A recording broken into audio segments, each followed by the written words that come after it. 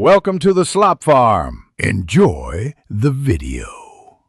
In this video, I will show how to change oil Toyota FJ Cruiser, updated. Start by warming the engine briefly and gathering 5W30 oil, a new filter, a 17mm socket, jack stands, and a drain pan. Park on level ground, secure the vehicle, and loosen the drain plug carefully to avoid splashes. Change the filter, tighten the plug to spec, refill, verify level on the dipstick, and recycle used oil properly. Begin by raising the FJ carefully and supporting it on jack stands, then remove any skid plates that block access to the oil pan.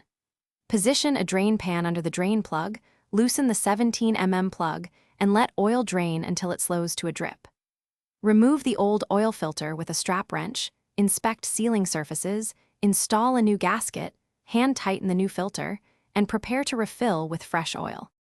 If this guide is helping you, please subscribe and like to support more step-by-step car tips. Quick recommendation: the Owala water bottle keeps you hydrated with a leak-proof spout and long-lasting insulation while you crouch under the FJ changing oil.